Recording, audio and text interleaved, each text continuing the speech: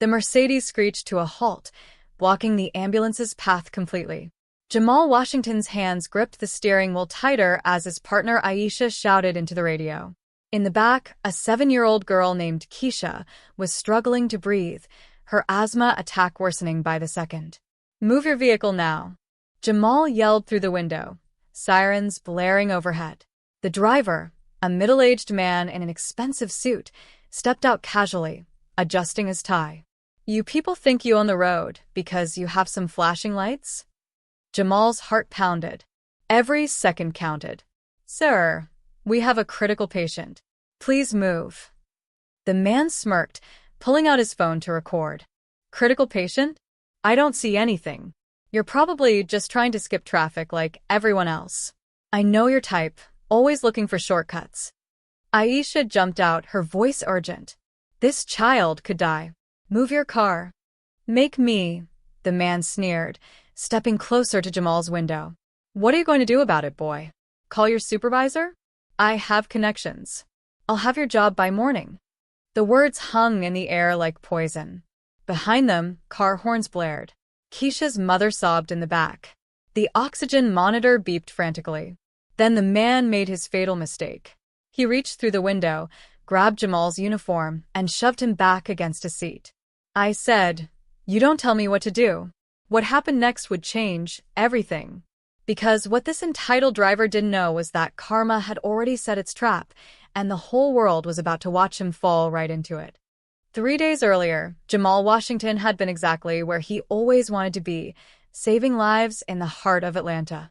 At 32 years old, he dedicated 10 years to emergency medical services, working double shifts to support his younger sister through nursing school and his mother through her cancer treatments. "Another perfect response time, Jay," Aisha said, high-fiving him as they restocked their ambulance outside Grady Memorial Hospital. She'd been his partner for 5 years, and they worked together like a well-oiled machine. Jamal smiled, checking the equipment methodically. "That's what we do. Every second matters." His phone buzzed. A text from his sister, Tamika. "Mom's scan came back clear. Thank you for everything, big brother." He felt warmth spread through his chest. All those extra shifts, all those sleepless nights, worth it. He showed Aisha the message. "Your mom's a fighter," Aisha grinned. "Just like you." What Jamal didn't know was that across town, Marcus Chin was having the worst week of his life. His tech startup was hemorrhaging money, his wife had filed for divorce, and his father had just cut him out of the family business for incompetence.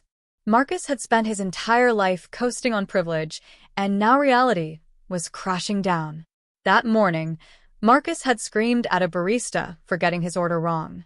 He'd berated a store clerk for not moving fast enough. His therapist would later say he was projecting his failures onto everyone around him, looking for someone to blame.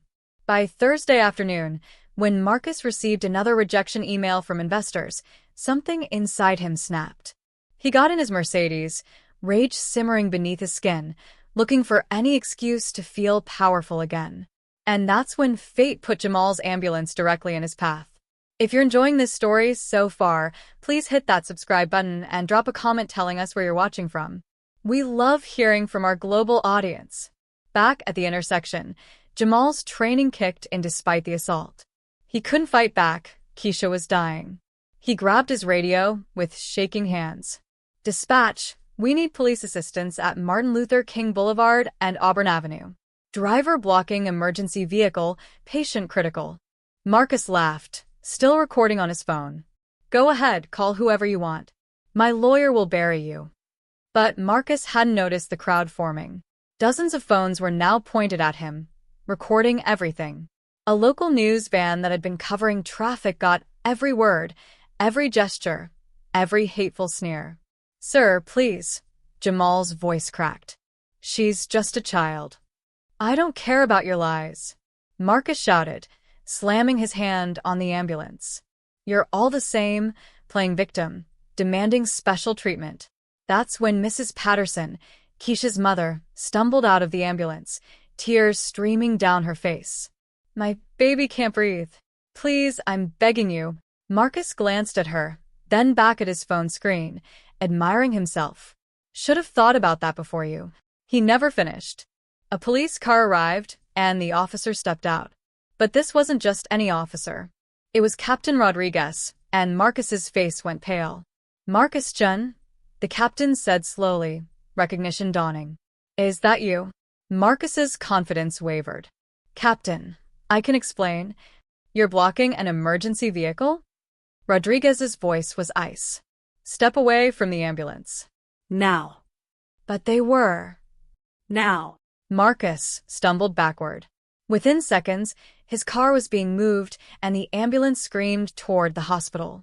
Aisha worked frantically on Keisha, administering medication while Jamal drove faster than he ever had. They made it. Barely. Keisha would survive. But for Marcus, his nightmare was just beginning. By the next morning, Marcus Chen's face was everywhere. The video had gone viral, 15 million views and climbing. News stations played it on repeat. Social media exploded with outrage. Entitled "Tech Bro Blocks Dying Child's Ambulance," read the headlines. Every news outlet identified him, showed his company, his address, everything. Marcus's phone wouldn't stop ringing. His investors pulled out completely. His remaining clients terminated their contracts. The business he'd barely been holding together collapsed in hours. But that wasn't the worst part. Captain Rodriguez had recognized Marcus because 3 years earlier, Marcus had rear-ended the captain's wife at a traffic light, then tried to bribe his way out of the ticket. Rodriguez had never forgotten that smug face.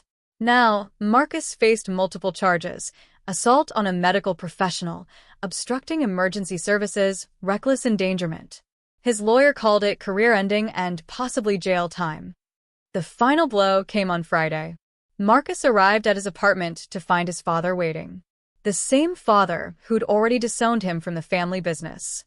"I taught you better than this," his father said quietly, disappointment heavy in his voice. "I'm ashamed to call you my son." Meanwhile, Jamal visited Keisha in the hospital. She was breathing normally, playing with dolls her mother brought. When she saw Jamal, she smiled. "You saved me," Keisha whispered. Jamal knelt beside her bed, his eyes wet. "That's my job, sweetheart. That's what heroes do." The hospital staff had started a fundraiser for Jamal's mother's medical bills. The community raised $50,000 in 2 days. The mayor gave him a commendation. His mother cried with pride. Marcus lost everything because of his hatred and entitlement. Jamal gained everything because of his courage and compassion. Karma doesn't forget. It just waits for the perfect moment. The end. What would you have done in Jamal's situation? Have you ever witnessed someone abusing their privilege like this? Share your thoughts in the comments below. We read every single one.